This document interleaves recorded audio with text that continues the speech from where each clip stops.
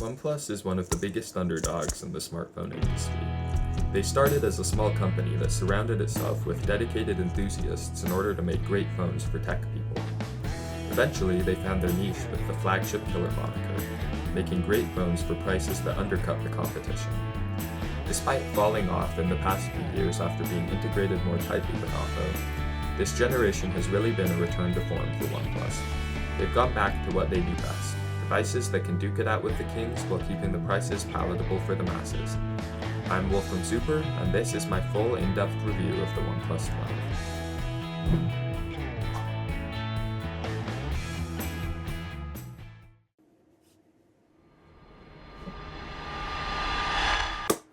Alright, so I've been using the OnePlus 12 for about a month now, and I have to say this is one of the most impressive phones I have ever used. It does everything that I want it to and more. I've never had a phone that's so good at doing everything at flagship level. From the display, to the camera, to the battery, the software, and everything else, this phone really knocks it out of the park. To kick things off for this review, let's take a look at what you get for your money. Before we get started, I just want to clarify this is not a sponsored video. I purchased this phone with my own money to use as my daily driver. I wasn't paid to say anything in this video, and all the opinions are my own. So of course you can take them how you will, but I do aim to provide useful viewpoints from the mind of an average consumer, and I hope I can help you guys with your decisions on how to spend your hard-earned money. With that said, let's get back to the video.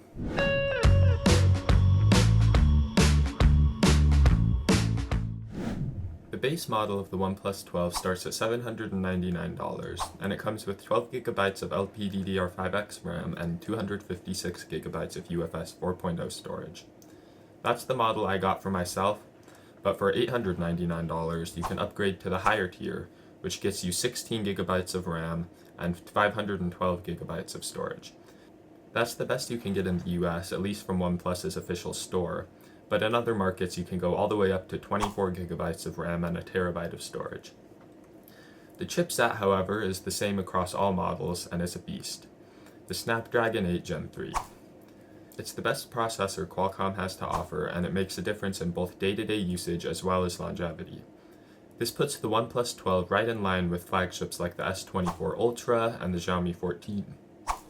And power users will be happy to know it can handle whatever you're going to throw at it. When paired with this phone's massive 5,400 mAh battery, this is easily a 2-day phone for the majority of people. I myself have achieved 7 hours of screen-on time, and I've seen others get closer to 9. If you're someone who has battery anxiety, this phone will completely solve it. Especially when you realize this thing charges at 80 watts, or 100 watts outside of North America, and all you need is the charger that comes in the box. No need to spend money on an overpriced charger, just plug in the cable from the box and you can get from 0 to 100 in under 30 minutes. That has to be one of my favorite features on this phone. I don't have to leave it plugged in overnight or worry about trying to fit it onto the wireless charging pad. All I have to do is plug it in when I wake up, and by the time I'm ready for the day, I have a full charge. Despite the MSRP already being a good deal, OnePlus frequently runs sales and discounts on the OnePlus 12 and its other devices. They also have a robust trade-in program and a student discount program that can save you even more money on your new phone. So if you wait for the right time and you have a somewhat recent device you're willing to trade in, you could pick up your new device for almost half off MSRP, which makes this OnePlus 12 an absolute no-brainer. You can even get a $50 off credit for any device in any condition, and if you sign up for a free account, you can get many different coupons to use as well. In fact, right now, over the summer, they're doing a deal where you get a free upgrade to the 16GB plus 512GB model. It kind of feels crazy to say, but don't pay full price for this phone, because you'll definitely be able to snag some serious savings by watching out for sales. For the purposes of this video, I'll be quoting MSRP and making judgments based on that price, but I want to help you guys save money without having to compromise on quality tech.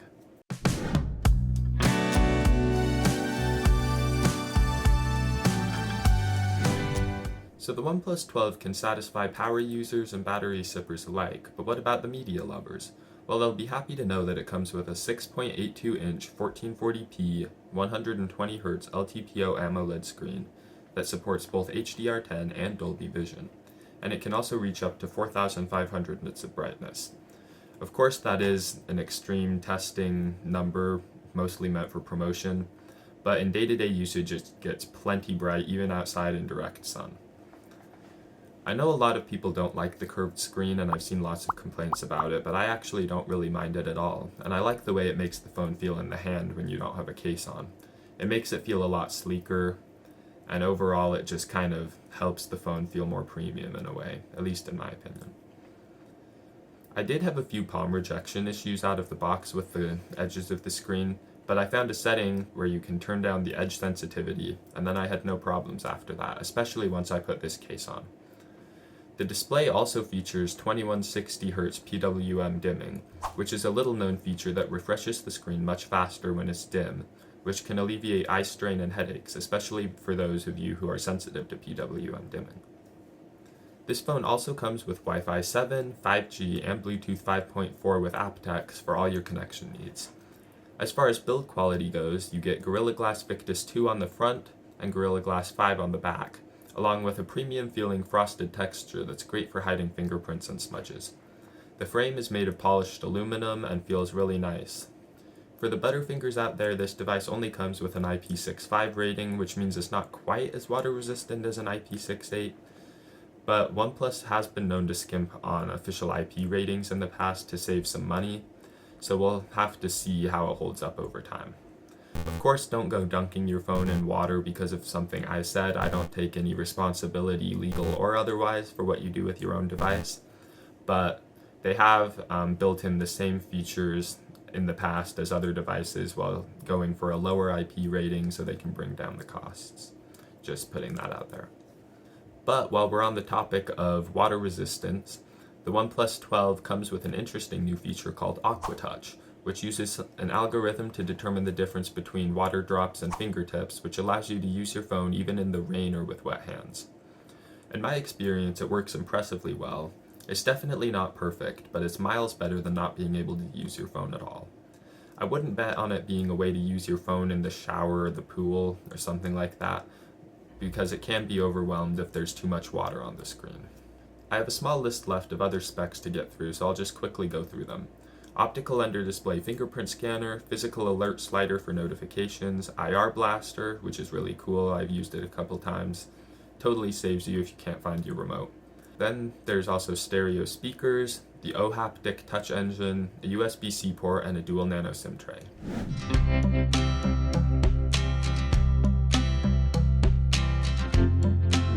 Now before I get to the most prominent feature of this phone, I'm going to take a minute to talk about the software experience. Overall, it's been great, and it's snappy, it's fast, it's fluid. Especially with the 120Hz screen, things look effortlessly quick no matter what I'm doing. I haven't experienced any significant lags, bugs, or glitches, aside from the fact that my live caption toggle in the volume pop-up menu doesn't seem to work. I'm not really sure why, maybe that's not supposed to do that. But yeah, other than that, I haven't been able to bog it down even with multiple big apps or games or things running in the background. So it's very, very good at RAM management and things like that. You cannot make this phone bog down even if you try. The design of it isn't my favorite, that would go to the Pixels OS, but it is very well done and it offers tons of customizability features. You can choose from a myriad of wallpapers, themes, and icon packs that are built directly into the phone. And there are even little tweaks that probably won't matter to the majority of users, but for those who want them, they are there. There's stuff like changing the intensity and feel of the haptics, changing the color scheme, changing what the left lock screen button does, and the ability to change what double pressing the power button does, and so much more. There are even nifty shortcuts that work when the phone is off. If you draw a V on the screen, you turn on the flashlight, it's a little finicky. And if you draw an O, it opens the camera.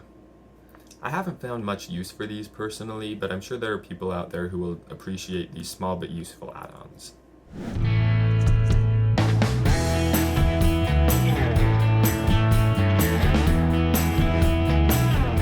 And now I think it's about time we talked about the cameras, especially considering they take up almost a third of the back of the phone.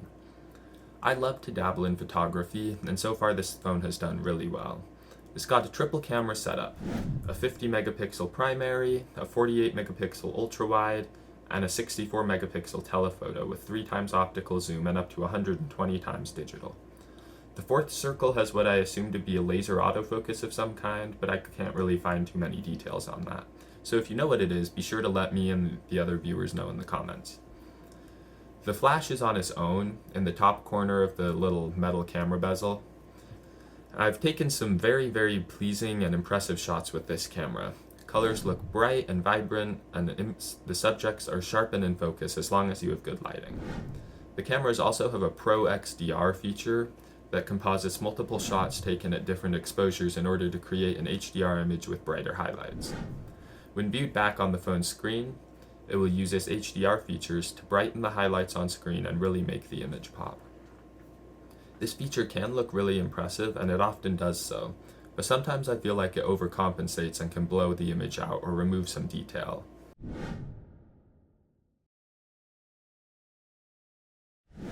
Some people may prefer the more enhanced look, but I tend to like them more natural, so sometimes I leave the feature off.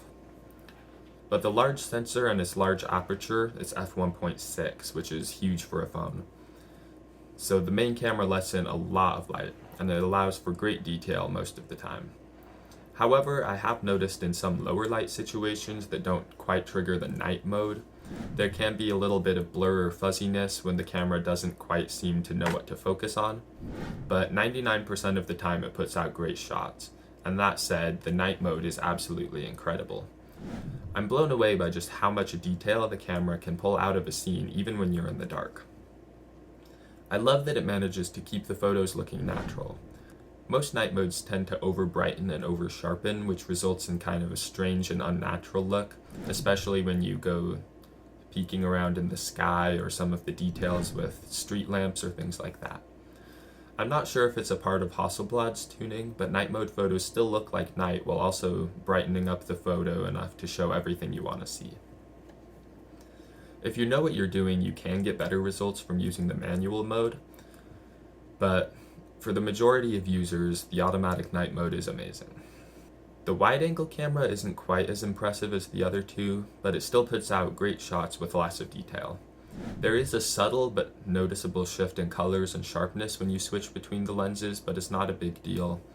It does only go down to 0.6x instead of 0.5x like a lot of other wide angles, but in almost every case that doesn't really make any difference. The last camera is the telephoto, which might be my favorite. I've never had one on a phone before, and I didn't know how much I would love it. I can take 2x, 3x, and 6x shots with no loss in detail, and I've been able to take photos past 30x that still look better than a main camera would have looked on a smartphone from 6 or 7 years ago. I love the freedom that the wide range of lenses offers, including the ability to take close-up macro shots using the ultra-wide. It does a great job of making details sharp and keeping the photo bright, even when the shadow of the phone obscures the subject.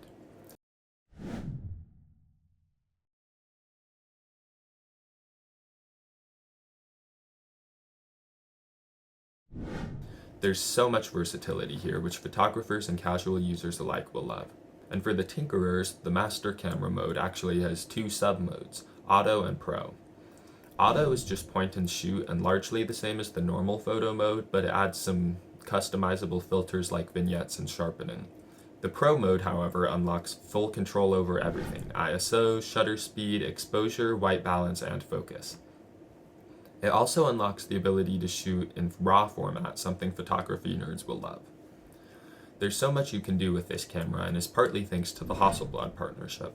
The controls, color science, and features are all reminiscent of a professional-grade standalone camera, which really levels up the experience of using this camera. Beyond the standard manual and night modes, there's a smattering of other options such as panorama, slow-mo, time-lapse, long exposure, X-pan, dual recording, and interestingly, tilt shift.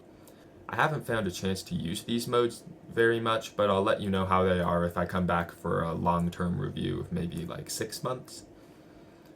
There's one more camera we haven't mentioned yet though, the selfie camera. It's a 32 megapixel unit, and to be honest, it's nothing super special, but it's sharp, detailed, and it has the same color tuning as the rear. So its shots are totally usable for any sort of social media or just capturing a moment with friends.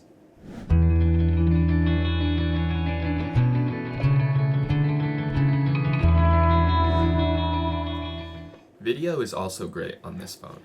It's not necessarily the best that Android has to offer, and it can't really hold a candle to the iPhone yet, but it can record 4K 60 on any rear lens, and the selfie is limited to 4K 30. But you can also go up to 8K 24 on the main. I wouldn't really use it for much, as you don't get much more detail over 4K 30, but it takes up a lot more file space. So I've just been sticking to 4K 30 when I record videos. The details and sharpness are okay, but they're not really anything special. The colors tend to be a little more muted, and they can be slightly overexposed sometimes depending on lighting conditions. But by default, I noticed the videos are shot in 1080p 30, which is a total mess. Once you switch to 4K 60 or 4K 30, it's quite a usable video camera, at the expense of some storage space, but I say it's totally worth it. Just step it up. The stabilization is superb, with no jittering, smearing, shaking, or jelloing, even when you move the camera roughly.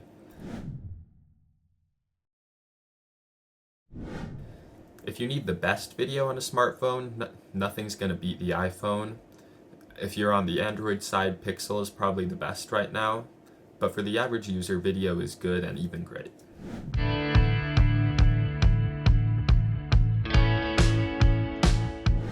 Being an ultra phone with a flagship killer price, the OnePlus 12 faces a lot of rivals in the smartphone market. The main two being the Galaxy S24 Ultra and the Google Pixel 8 Pro, at least here in North America. It significantly undercuts both on price while beating or matching them spec for spec. The Pixel is down on processing power, battery life, and customizability, but it tends to pull ahead a little bit in cameras and especially in software support and AI features. The S24 Ultra is similar to the OnePlus in many ways, and it actually packs an extra camera and generally higher resolution sensors. It has slightly more processing power thanks to Samsung's Qualcomm partnership, but it is the same chip, it's just slightly different tuning, so you get maybe a little bit more performance out of it in benchmarks. The anti-glare screen on the S24 Ultra I would call almost a game changer, but besides that, it offers an S Pen and not a whole lot else. Considering the S24 Ultra starts at $1,300, though, the OnePlus 12 is 99% of the phone for 60% of the money, and it still beats it on battery life and charging time.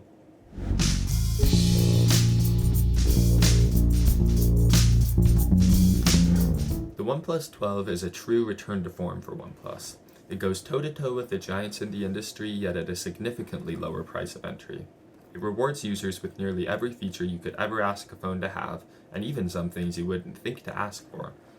It's a truly remarkable device and a perfect daily driver for almost every user out there.